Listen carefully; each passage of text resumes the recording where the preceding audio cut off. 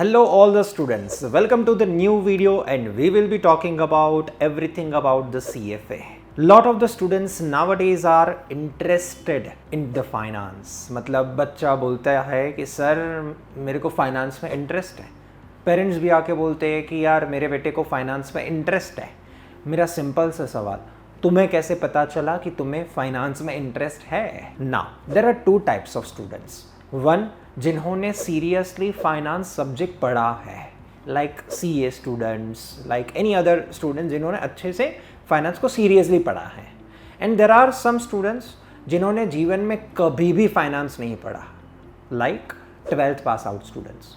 उन्होंने कभी स्कूल में फाइनेंस नहीं पढ़ा, फाइनेंस के F भी नहीं पता, even time value of money जैसा एक बेसिक प्रिंसिपल होता है ना, वो भी उसने कभी नहीं सुना, ना ही आता है। सेकंड आते हैं BBA BCom वाले स्टूडेंट, जो कहने के लिए तो बोलेंगे कि फाइनेंस पढ़ा है बट सीरियसली नहीं पढ़ा। नाउ यही सबसे बड़ा प्रॉब्लम है। मुझे दिक्कत है उन लोगों से जिन्होंने फाइनेंस का F भी नहीं पढ़ा, F भी नहीं आता उनको, cost of capital, time value of money, nothing, उसको कुछ नहीं पता है और वो बोलते हैं कि सर हमको फाइनेंस में इंटरेस्ट है। और तब मैं उनको हंसते हंसते एक एग्जांपल देता हूँ कि देख, सिंपल सुन मेरी बात, कि मैं जब छोटा था ना तब मैंने 2-3 साल 4 साल साइंस सब्जेक्ट पढ़ा, तो मुझे पता चला कि साला साइंस अपने बस की बात नहीं है। जब मैंने 11th-12th कॉमर्स के अंदर 2 साल अकाउंट्स पढ़ा, फिर मुझे पता चला कि साला यार इसमें तो मजा आ रहा है। तो आपका कोई सब्जेक्ट में इंटरेस्ट है या नहीं है, वो सब्जेक्ट आपको पसंद में आता है कि नहीं आता है, वो तो तभी बोल पाओगे ना जब आप उस सब्जेक्ट को एक बार थोड़ा थोड़ा पढ़ लो।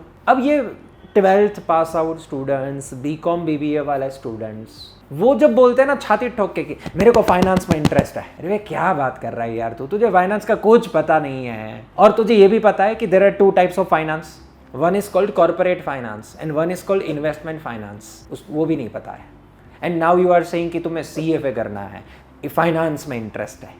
भैया अगर मैं सेल्समैन होता ना तो मैं आपको चने के झाड़ पे चढ़ा ही देता और बोलता कर लो CFA, कर लो, फाइनेंस में इंटरेस्ट है ना, कर लो CFA। But let me tell you that जहाँ तक मैंने अलग अलग वेराइटी ऑफ स्टूडेंट्स को नोटिस किया है, देखा है पिछले 8 सालों में, there are variety of student in terms of cities also. Like Tier 1 cities के जो बच्चे होते हैं ना, वो बहुत ही सॉर्टेड होते हैं। Tier 2 Tier 3 सिटीज के स्टूडेंट ज्यादातर है ना सोशल मीडिया के प्रभाव में आके या तो को बस ऑनलाइन देखा, ये कोर्स अच्छा लग रहा है, मेरे को करना है। दोनों के डिसीजन मेकिंग में जमीन आसमान का फर्क है। और कोई मार्केट के अंदर कोई कोचिंग के सेल्समैन आके तुम्हें बोल देगा कि CFA कर लो कर लो कर लो, तुम्हें तो फाइनेंस में इंटरेस्ट है, और तुम अपना hefty amount of money CFA जैसे कोर्स में लगा दोगे और बाद में पता चलेगा कि सर इतना भी मज़ा नहीं आ रहा है। तो जागरूक रहिए प्लीज़, एक इन्फॉर्म्ड डिसीजन लीजिएगा। आइदर आपको नक्की है कि आपको फाइनेंस में इंटरेस्ट है तो ही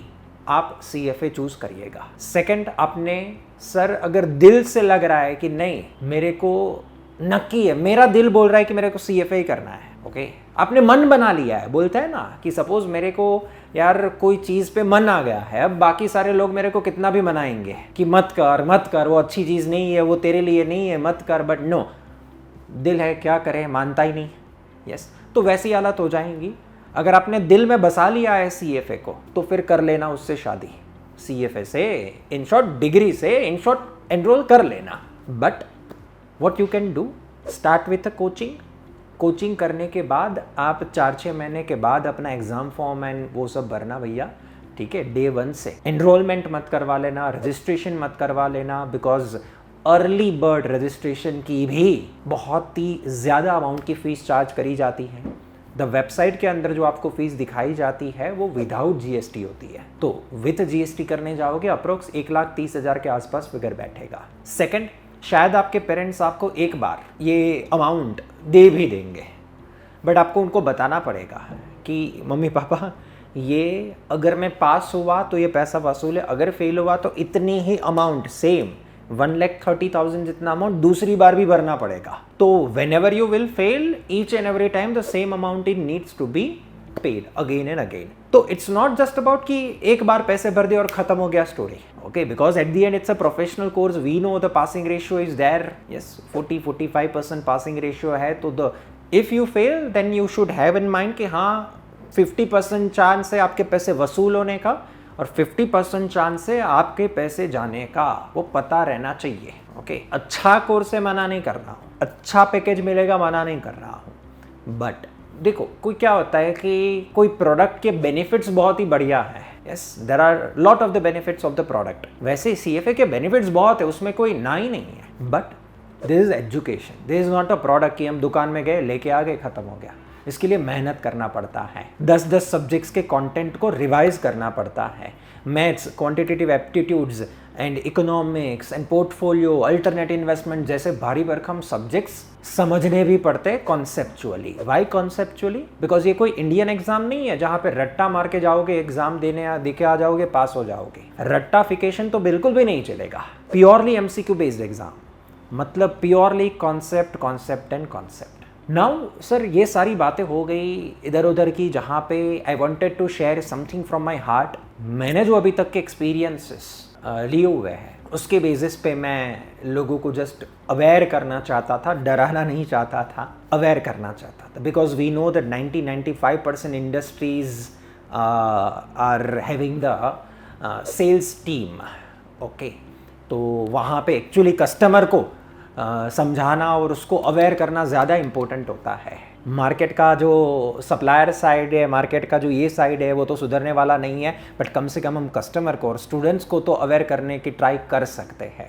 यूजुअली जब मैं काफ़ी बार इससे पहले भी बोल चुका हूँ कि what is the right time to do the CFA, and that is usually sir after you experience CA curriculum या ACCA करिकुलम जैसे करिकुलम एक बार एक्सपीरियंस करो। CA में USA भी कर सकते हो। कोई एक प्रोफेशनल डिग्री आप अच्छे से परस्यू करो, भले ही पास होवे फेल होवे, बट पढ़ लो। कम से कम आपके अंदर बहुत सारे सब्जेक्ट्स का एक एक्सपीरियंस आएगा, वैरायटी आएंगी। सपोज CA कर रहे हो या ACCA कर रहे हो तो आपको क्या हो जाएगा, टैक्स भी सीखने को मिलेगा, ऑडिट भी सीखने को मिलेगा, फाइनेंस भी सीखने को मिलेगा, अकाउंटिंग भी सीखने को मिलेगा। Once you experience all the subjects then you decide ना कि आपको ऑडिट में जाना है, आपको टैक्स में जाना है, आपको फाइनेंस में जाना है। एंड CA ACCA के अंदर ये फाइनेंस जो पढ़ोगे ना आप, वो आपको CFA में काम आने ही वाला है। तो CA ACCA का जो फाइनेंस है वो काफ़ी हद तक 30-35-40% तक CFA में हेल्प करता है। मैंने जब अपना CFA लेवल 1 का एग्ज़ाम दिया था तब मुझे याद है कि मैंने कॉर्पोरेट इश्यूअर CFA की बुक छुई भी नहीं थी। मुझे पता भी नहीं था कि CFA L1 के अंदर कॉर्पोरेट इश्यूअर में क्या आता है। मुझे सिर्फ इतना बोला था लोगों ने कि तूने ACCA पढ़ा हुआ है, तू ACCA है तो तुझे CFA का कॉर्पोरेट इश्यूअर पढ़ने की ज़रूरत नहीं है, कॉपी टू कॉपी है। Same way financial statement analysis मैं पढ़ कभी नहीं गया था, तो एक कितना रिलैक्सेशन मिल जाता है when you go into the CFA। But before that आपने कोई और क्वालिफिकेशन अच्छा CA ACCA जैसा आपने परस्यू करके गए हो, और आपके माँ बाप को भी कॉन्फिडेंस आए कि नहीं यार मेरा बेटा अगर CA बन सकता है, मेरा बेटा अगर ACCA बन सकता है, तो देयर आर हाई चांस कि वो CFA की एग्जाम भी निकाल ही लेगा। चलो लेवल 3 छोड़ो, लेवल 1 लेवल 2 तो निकाल ही लेगा, उतनी तो कैपेबिलिटी है उसमें। सो दैट काइंड ऑफ क्या बोले हम, आपके साइकोलॉजी के अंदर वो फिर इजी हो जाएगा आप वो transition into the CFA। Third thing sir, why ACCA plus CFA का कॉम्बो थोड़ा ज़्यादा बेटर रहता है, बिकॉज ACCA 3 साल का क्वालिफिकेशन है, BCom के साथ साथ में ACCA कर लेना, एंड 21 साल की उम्र में जब आप BCom भी हो गए, आप ACCA भी बन गए, then after you start preparing for CFA। अब 21-22 साल की उम्र में आपके पास जॉब का कोई बर्डन नहीं है, ऑलरेडी ACCA बन गए हो तो आपको डिग्री का कोई डर नहीं है, एंड BCom भी हो गए हो, ACCA भी हो गए हो, एक मैच्योरिटी लेवल आ जाता है। काफ़ी सारे सब्जेक्ट्स आपको अभी इजी लगने लगेंगे इनटू द CFA, तो there is always a plus point. काफ़ी बार स्टूडेंट्स हंसी मजाक उड़ाते हैं कि सर क्यों ACCA plus CFA sir 2 qualification तो भारी नहीं पड़ जाएंगी। भैया आजकल का ज़माना है, जितने क्वालिफिकेशन इंसान ले सकता है, समय है और सब कुछ फैमिली सपोर्ट कर रही है तो ले लेते हैं, ठीक है। मैंने खुद ने काफ़ी सारे लोग देखे हैं कि जिसके पास 2 क्वालिफिकेशन 3 क्वालिफिकेशन है। इवन कितने सारे लोग मेरे फ्रेंड सर्कल में ऐसे हो गए 1-2 जन कि जिन्होंने जीवन का लक्ष्य बनाया कि उसको मिनिमम 5 डिग्री चाहिए। सो इट्स ओके, ठीक है।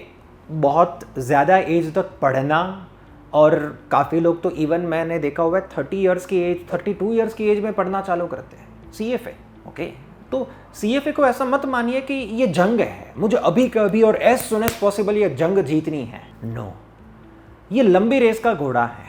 जब तक आप फुल्ली प्रिपेयर्ड नहीं हो, जब तक आपका वो फुल लेवल पोटेंशियल नहीं बना है, तब तक आपको CFA में नहीं घुसना चाहिए। ये आप मान के चलिए कि एक ऐसा गेम है जिसमें आप प्रिपेयर्ड होके और अपना एक लेवल बना के एंटर नहीं करोगे ना, हार के ही आओगे। तो पहले अपना लेवल तो बनाओ, फिर इंटरनेशनल लेवल की गेम में प्ले होने का जिगरा रखना। ओवरऑल CFA की बात करें सर, तो एक और चीज़ अपने को ध्यान में रखनी पड़ेगी, दैट स्कॉलरशिप मिल रही है, you should try, but you should not have a positive, क्या बोले कि वो पॉजिटिव एटीट्यूड नहीं रखना है, क्योंकि हर कोई को नहीं मिलता है। ओके।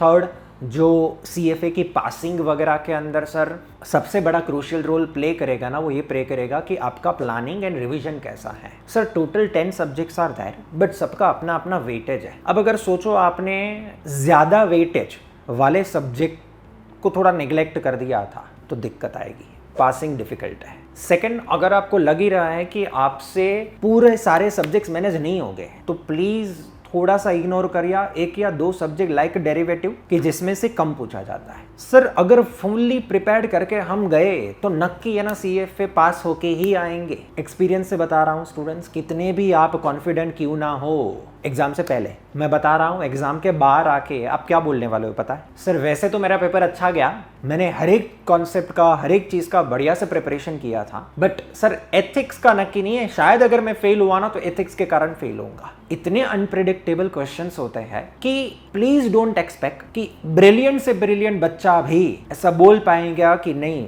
मैं 110% पास ही हूँ। Ethics is the area, it's a grey area कि जो आप अटेम्प्ट तो करके आओगे, बट अटेम्प्ट होने के बाद आपको नहीं पता है कि आपने सही मार्किंग, सही सिलेक्शन किया कि नहीं किया। काफी बार तो ऐसा देखा है कि कुछ कुछ सब्जेक्ट में आप कॉन्फिडेंट नहीं थे, बट पेपर निकलने के बाद बच्चे बोलते हैं कि नहीं नहीं सर वो मैनेज हो गया, सर वो आ गया हमको। इवन काफी सारे स्टूडेंट एग्जाम से पहले ऐसा बोलते हैं सर एथिक्स तो मेरे को बढ़िया आता है, बहुत प्रैक्टिस करी है मैंने एथिक्स की, बट एग्जाम से बाहर निकलने के बाद पूरी नेगेटिविटी एथिक्स के ऊपर आ जाती है। सो यूजुअली मैं बोलता हूँ कि CFA और जितने भी ग्लोबल कोर्सेस हैं, वैसे लक का गेम नहीं है, बट CFA के अंदर है ना थोड़ा वो एथिक्स वाला पोर्शन थोड़ा लक फैक्टर वाला है। ओके, तो मेंटली प्रिपेयर्ड रहिएगा। काफ़ी लोग ये भी पूछते हैं कि सर CFA के अंदर टाइम ड्यूरेशन का क्या है? मैं बोलता हूँ कि टाइम के बेसिस पे प्रिपरेशन मत करिए, प्रिपरेशन करिए जब लगे कि आपका प्रिपरेशन 50-60% हो गया है, या तो आप कॉन्फिडेंट हो कि नहीं आपसे हर रोज सिंसियरली पढ़ाई हो ही रही है,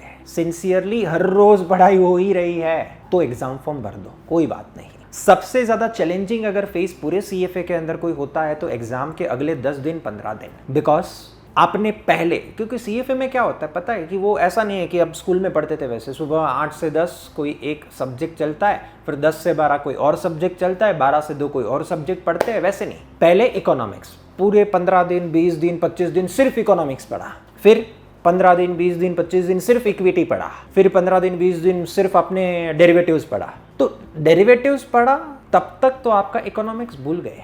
सो जब ये कोर्स लंबा चलता है ना तो यूजुअली स्टूडेंट एक ही कंप्लेन करते हैं सर पढ़ा हुआ है, लेक्चर्स भी देखे हुए बट याद नहीं है। व्हाई? बिकॉज इकोनॉमिक्स को पढ़े हुए हैं 8 महीने हो गए, 6 महीने हो गए, ये कैसे याद होगा? इसीलिए एग्जाम से जस्ट 10 दिन 15 दिन पहले स्टूडेंट हाईएस्ट फ्रस्ट्रेशन फेज में होता है कि 10 सब्जेक्ट, इतनी लंबी चौड़ी बुक्स, सर कैसे रिवाइज करूँ? रिविजन, क्योंकि 6 महीने पहले जो इकोनॉमिक्स पढ़ा था वो आज रिवाइज तो करना पड़ेगा ना, तब जाके तुम एग्जाम दे पाओगे। And that's where the handwritten notes comes into the picture. होगे कोई लोग होगे sir let me tell you कि विदाउट हैंड रिटन नोट्स किसी ट्यूटर की रेफरेंस बुक वगैरह से पास हो गए, but let me tell you वो वाले बच्चे होते हैं जो ऑलरेडी CA ACCA करके जाते हैं, मतलब उसके पास एक लेवल का एज, एक लेवल की मैच्योरिटी, एक लेवल का नॉलेज ऑलरेडी है। If you are not coming from that kind of privileged background, then handwritten notes is mandatory. I don't know ये सिर्फ मेरे को लगता है या सभी स्टूडेंट्स के साथ है। मैं जब पढ़ता था तब हमारे समय में ना इंटरनेट कोई खास मोबाइल फोन था, तो we were not having any distraction। हमको आदत है सर लिखने की, लिखो लिखो लिखो लिखो। मुझे फील होता है कि काफ़ी सारे स्टूडेंट्स को इससे बेनिफिट मिलता है, बट गॉड नोज आज के ज़माने में वो उतना पेशेंस लेवल एंड 2-2, 3-3 घंटे बस लिखते रहना, वो आदत बच्चों में रही है कि नहीं रही है, दैट आई डाउट। बट अगर आप मेरे से ऑनेस्टली पूछोगे कि what is the best way to get the revision done, तो आई वुड से कि रिविजन तो भैया अपनी हैंड रिटन नोट से जो करने में मज़ा आता है ना, वही बेस्ट है, और वही आपको क्विक रिविजन दे पाएगा। कुछ इतनी सी चीज़ों का ध्यान रखिएगा, इतनी सी मिस्टेक्स ना करिएगा सर। हम अनदर वीडियो में मिलेंगे जहाँ पे CFA कोर्स की कुछ बेसिक डिटेल्स वगैरह के बारे में भी एक चर्चा कर लेंगे, so that if any student doesn't know what is the criteria of registration and how many subjects are there and वगैरह वगैरह छोटी basic से stuff, yes, then you can watch that video also. You will find the video in our YouTube channel shortly. तब तक के लिए शुक्रिया, bye bye, see you in the next video, thank you.